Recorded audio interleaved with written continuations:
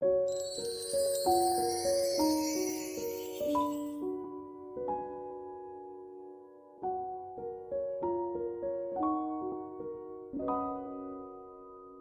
mừng tất cả các bạn đã quay trở lại với B&B Radio.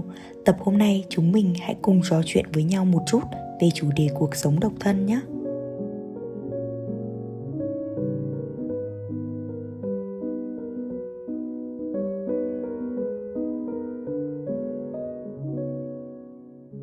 Không biết các bạn đang nghe podcast này, các bạn có đang ở trong một trạng thái mối quan hệ nào không nhỉ? Trong một mối quan hệ yêu đương hay đang độc thân? Trong giai đoạn tìm hiểu hay đã chia tay? Mình tin rằng dù ở trạng thái nào, các bạn cũng đã từng trải qua cái cảm giác độc thân mà mình sẽ cắt nghĩa ngay bây giờ nhé. Theo mình, độc thân là cách sống tự do một mình, không bị ràng buộc bởi một mối quan hệ gì, không lệ thuộc và cũng không bị lệ thuộc bởi bất kỳ một ai. Nôm na là khi nói đến độc thân, chúng ta nghĩ đến những người đang chưa có bạn trai, chưa có bạn gái, hay những người vừa bước ra khỏi một mối quan hệ nào đó mà chưa tiếp tục tìm hiểu, yêu đương, chưa lập gia đình và cũng chưa có ý định kết hôn. Đời sống của chúng ta ngày càng phát triển, xã hội đang dần cởi mở hơn đối với nhiều những cái lifestyle có chút phá cách, nên có lẽ vì thế mà chủ nghĩa độc thân đang thực sự lên ngôi khi xu hướng lựa chọn lối sống này ngày càng cao ở giới trẻ. Mình là một Gen Z hiện tại đang sống độc thân, sống và làm việc tại cái thời điểm mà đất nước đang có rất nhiều biến động về cả mặt kinh tế lẫn xã hội. Và mình cũng có nhiều suy nghĩ như là bao người trẻ độc thân ở ngoài kia, rằng đâu là lý do khiến đến bây giờ ta vẫn một mình. Phải chăng cái guồng quay của cuộc sống hiện tại cũng đang phần nào đó hướng chúng ta tới cuộc sống độc thân khi xung quanh ta đang có quá nhiều bộn bề phải lo toan, suy nghĩ? Đó không phải là câu hỏi duy nhất trên cuộc đời này các bạn ạ. Vẫn tồn tại đâu đó vô vàn dấu chấm hỏi được đặt ra cho cái chủ đề này. Điều gì khiến con người ta thích sống độc thân và tôn thờ chủ nghĩa độc thân đến như vậy? Có phải là do các mối quan hệ trước đây của bạn quá tệ và chưa bao giờ bạn gặp được một người nào đó đủ tốt để bạn xác định cho mình đối tượng để yêu đương hay kết hôn? Hay là bạn quá yêu thích sự tự do, không muốn thay đổi tính cách, bản thân, lối sống hiện tại vì một mối quan hệ nào đó? Hay nhiều bạn lo sợ về sự kiểm soát, sự ràng buộc, sự sẻ chia về quyền lợi, trách nhiệm trong một mối quan hệ yêu đương? Hay bạn sợ khi nghĩ đến sự tan vỡ của một mối quan hệ trong tương lai khi chính các bạn đã từng chứng kiến rất nhiều sự đổ vỡ? Có lẽ người ta e ngại. Cũng đơn giản chỉ vì có quá nhiều nỗi sợ.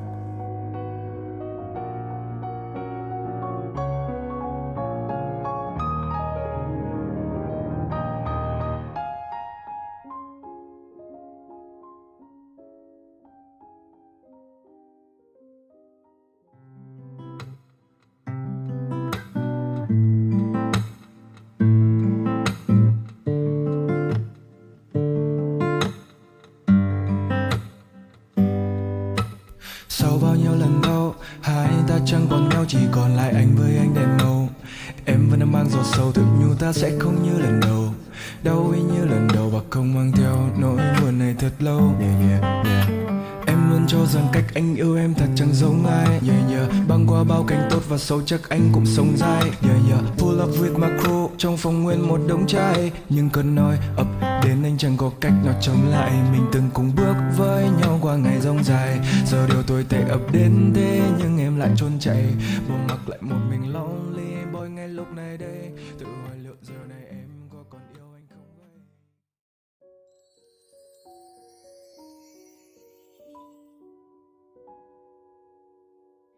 Tiếp theo đây sẽ là chuỗi câu hỏi mang quan điểm cá nhân. Sẽ có những người nghe podcast này đứng về phía này, sẽ có những người đứng về phía kia. Và đây là những câu hỏi không có đáp án đúng hay là sai, mà chúng ta sẽ tự có câu trả lời đúng nhất cho chính mình. Mình sẽ xem đây là những câu hỏi mở, chúng ta hãy cởi mở cùng nhau khám phá ra từng khía cạnh của sự độc thân. Và biết đâu khi trả lời được những câu hỏi này và khi nghe hết cái podcast này thì chúng mình sẽ vỡ ra được một điều gì đấy. Câu hỏi đầu tiên, độc thân là do chính chúng ta lựa chọn hay là do chúng ta chưa đủ may mắn? Một số người cho rằng độc thân là ế, Bởi vì theo quan điểm của ông cha ta từ xưa đến nay thì đến tuổi cập kê mà vẫn một mình thì là do người đấy có vấn đề nên mới không ai yêu và cũng không yêu ai. Và trên cuộc đời này ai cũng có mưu cầu được kết đôi để hạnh phúc, bởi vốn dĩ con người ta rất sợ cô đơn và sẽ luôn cần một chỗ dựa. Tình cảm, yêu đương trong cuộc sống là một chuyện rất đỗi bình thường.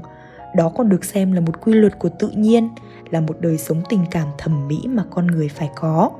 Vì con người nếu không có tình cảm thì không thể gọi là con người. Bản thân chúng ta ai cũng có một bản năng tình cảm, nghĩa là chúng ta muốn có đời sống, có điểm tựa. Chúng ta rất sợ phải đối diện với sự cô đơn, hay rất sợ phải trải qua những cái cảm giác trống vắng, hiu quạnh. Cho nên con người ta mới phải tìm một nơi nương tựa, để một mặt cho ta được cảm giác được che chở, được bao bọc, yêu thương, và một mặt để trải nghiệm được đời sống tình cảm của mình. Các thế hệ đi trước của chúng ta như là ông bà hay là bố mẹ thì hầu hết đều cho rằng nếu như ta lựa chọn cuộc sống độc thân, chính là việc ta đang đi trái lại so với quy luật chung của xã hội. Chắc hẳn bây giờ Gen Z chúng mình nếu còn độc thân thì khi đi về nhà hay đi về quê đều gặp một cái câu hỏi rất là chung, đúng không? Có người yêu chưa? Người yêu đâu rồi, sao không thấy đưa về nhà ra mắt nhở? Cái A, cái B, cái C nhà hàng xóm sắp dựng vợ gả chồng rồi kia kìa. Và vô hình chung thì những câu hỏi tưởng chừng như là trêu đùa một cách vô tư này lại khiến cho nhiều bạn trẻ cảm thấy ái ngại và có đôi chút tự ti về bản thân. Đâu đó họ cũng sẽ đặt lại những câu hỏi đấy cho bản thân mình, để rồi họ sẽ tự dằn vặt và tự hỏi tại sao, rồi lại đưa ra một cái lý do đơn giản nhất để an ủi bản thân mình rằng là mình chưa đủ may mắn để tìm kiếm một nửa cho chính bản thân mình. Các bạn ạ, một số gia đình bây giờ còn lo lắng rằng là với cái tình trạng sống như bây giờ thì con em mình sẽ cứ mãi độc thân như thế, nên không chỉ sắp xếp ra những cuộc xem mắt, gặp mặt, gặp gỡ gượng ép, mà còn tạo áp lực bằng cách là đặt ra những cái deadline như là năm nào phải đưa bạn trai, bạn gái về gặp mặt gia đình, năm nào phải lấy vợ gả chồng. Cá nhân mình cảm thấy là con người ta không may mắn là khi những người thân xung quanh mình không hiểu được quyết định hay sự lựa chọn của cá nhân bạn. Có ai biết rằng chúng ta đang lựa chọn độc thân chỉ vì thực sự chúng ta vẫn còn đam mê và muốn cháy hết mình vì con đường phát triển sự nghiệp và định hướng cá nhân mình trong tương lai.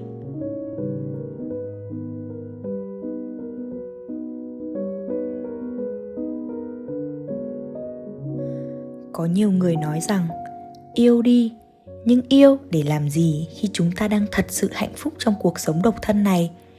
Có phải là để cảm nhận một người nào đó luôn ở bên cạnh ta những lúc chúng ta đau ốm, buồn vui, chia sẻ cho ta những cái khó khăn gian khổ của cuộc đời ư? Cũng có thể là như vậy đấy. Nhưng các chàng trai, các cô gái có một điều mà các bạn cần phải nhận ra rằng là để nhận lại được những thứ đó thì bản thân mình cũng phải cho đi những thứ tương tự như vậy. Không muốn cho đi, cũng không có tình cảm để can tâm tình nguyện cho đi thì đừng nên gượng ép bản thân mình phải nhận ra một thứ gì đấy na ná thứ gọi là tình yêu. Như vậy mình nghĩ chúng ta đang lựa chọn đấy. Cái chúng ta đang lựa chọn đó không phải là việc ở bên cạnh một ai hay là lựa chọn một cuộc sống độc thân mãi mãi, mà đó chính là lựa chọn sự chờ đợi. Chúng ta chờ đợi một người sẽ đến với chúng ta, tuy muộn một chút, nhưng khi người ấy đến bên cuộc đời bạn, các bạn sẽ bắt được tần số của nhau, hiểu nhau hơn, và các bạn đã chuẩn bị sẵn sàng tất cả mọi thứ để đón nhận tình cảm của nhau. Và mình nghĩ rằng trong thời gian chờ đợi này, thay vì đổ lỗi cho sự không may mắn, chúng ta cố gắng học cách yêu thương và nâng cao giá trị của bản thân mình lên, để khi đối phương của chúng ta xuất hiện, người ấy sẽ trở thành một mảnh ghép vừa vặn với cuộc đời của các bạn. Chúng mình sẽ xứng đáng dành cho nhau, đều xứng đáng cho sự chờ đợi bấy lâu nay của nhau. Bởi lẽ khi chúng ta trở thành một phiên bản tốt đẹp hơn của chính mình thì những điều tích cực sẽ tự động tìm đến cuộc sống, bao gồm cả một nửa phù hợp. Có một câu nói mà mình rất tâm đắc của thiền sư Thích Nhất Hạnh, đấy chính là 100 triệu hạt mưa rơi, không hạt nào rơi nhầm chỗ. Không có một ai vô duyên, vô cớ xuất hiện trong cuộc đời của chúng ta cả. Sự xuất hiện của mỗi người đều là có nguyên do và đều đáng được trân trọng. Trên thế gian này, ta gặp gỡ ai, ta quen biết ai, hay bỏ lỡ ai, tất cả đều được duyên số sắp đặt.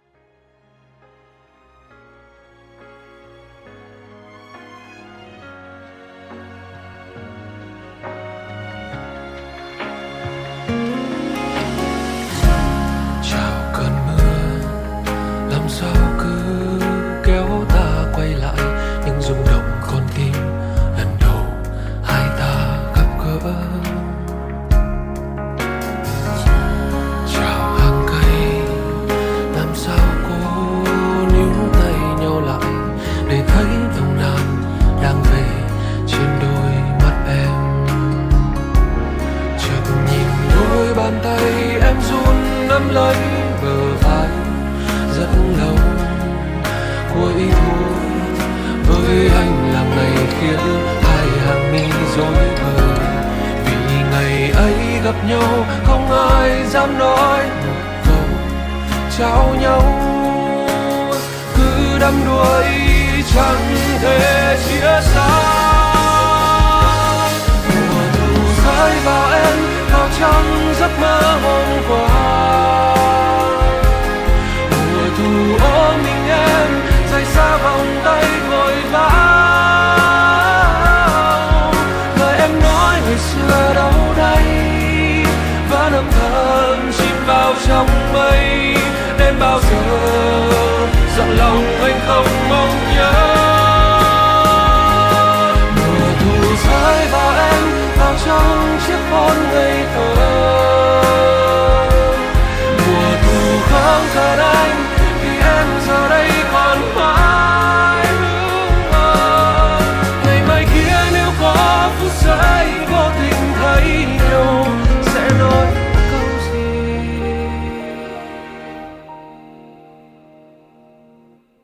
Hay ta chỉ nhìn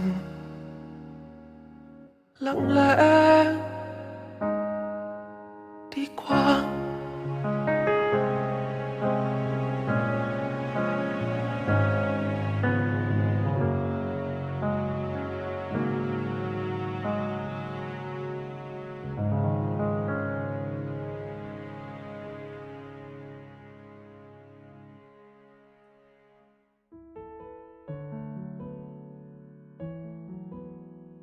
Câu hỏi tiếp theo, độc thân là hạnh phúc hay cô đơn?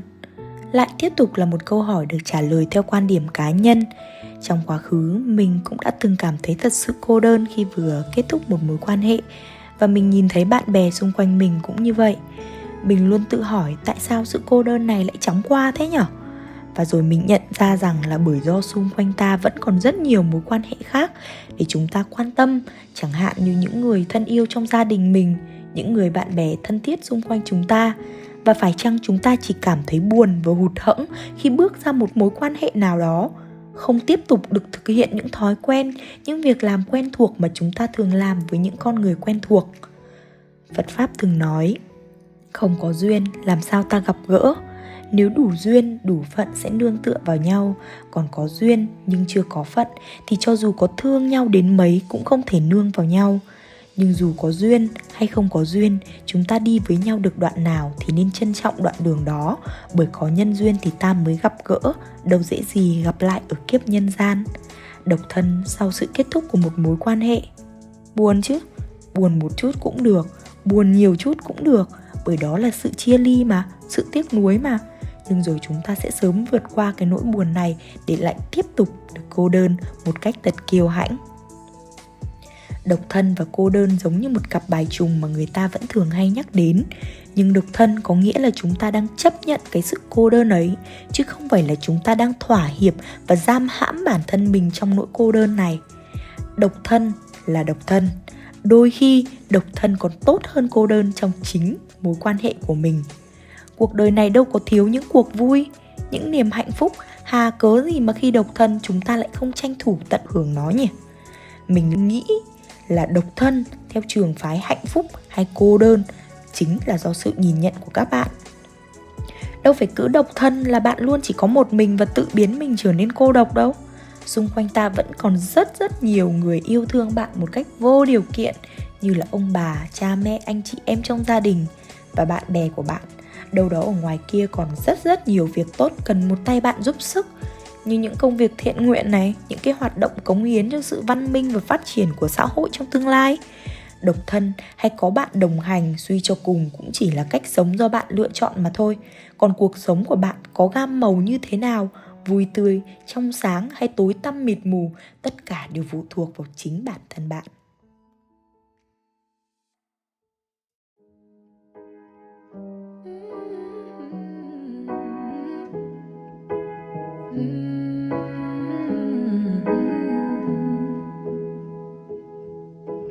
Yelling at the sky, screaming at the world.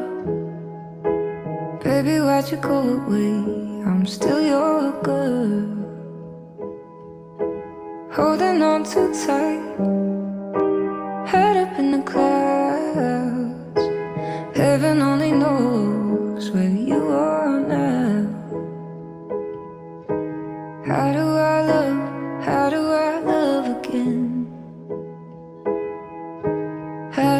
trust? How do I trust again? I stay up all night, tell myself I'm alright. Baby, you're just harder to see than most. I put the record on, wait till I hear our song. Every night I'm dancing with your ghost. Every night I'm dancing with your ghost. Never got the chance to say your last goodbye. I gotta move on, but it hurts to try. How do I love again? How do I trust again? I stay up all night, tell myself I'm alright. Baby, you're just harder to see than most.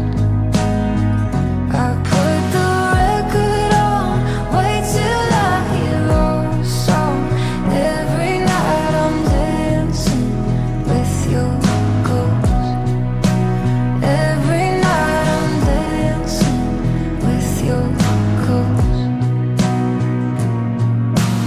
How do I love again?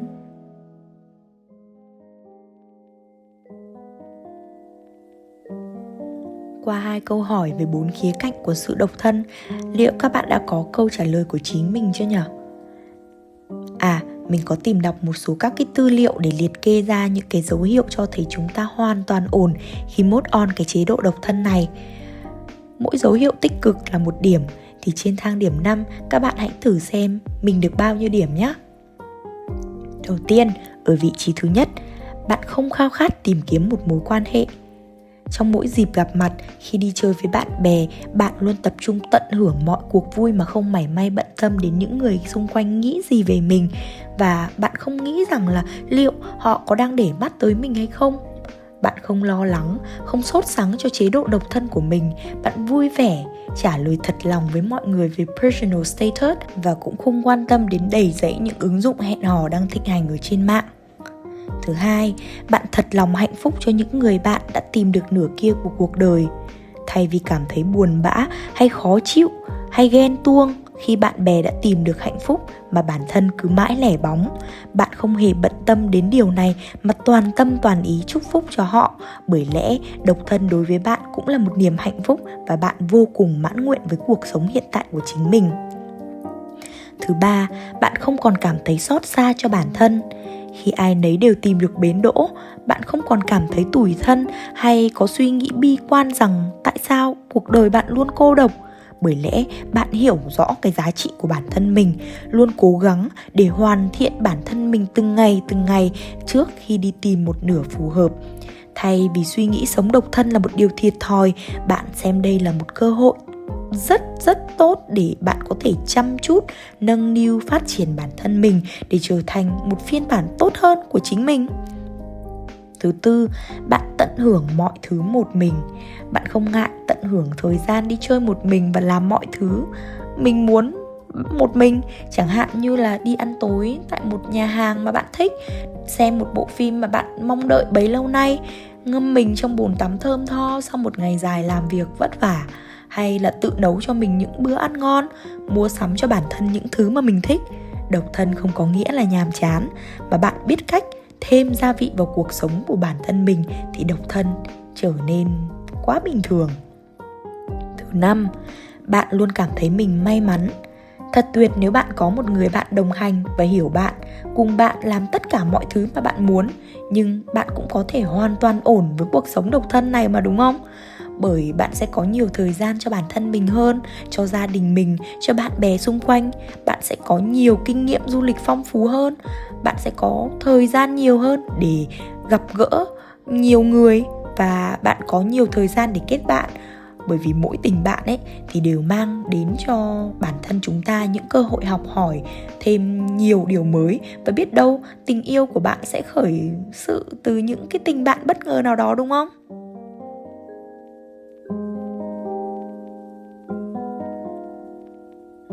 Tập radio hôm nay được lên sóng vào 9 giờ 9 phút ngày 29 tháng 9 năm 2023, vào một ngày mà thủ đô Hà Nội đang đắm mình trong sự dịu dàng của mùa thu. Tháng 9 sẽ kết thúc trong vài tiếng nữa thôi, nên mình mong rằng các bạn vẫn hoàn toàn ổn dù các bạn đang độc thân hay đang trong một mối quan hệ nào. Hy vọng ngày mai các bạn vẫn hạnh phúc cảm nhận không khí tươi mát của mùa thu trên từng góc phố mộc mạc, trên từng con ngõ bình yên, và hãy healing một chút với một tách cà phê trứng thơm ngon, béo ngậy cùng một chút ngọt ngào tinh tế của một gói cốm tươi nhé. Cảm ơn các bạn đã lắng nghe tới đây và chúc các bạn có những ngày thu thật đẹp, thật hạnh phúc.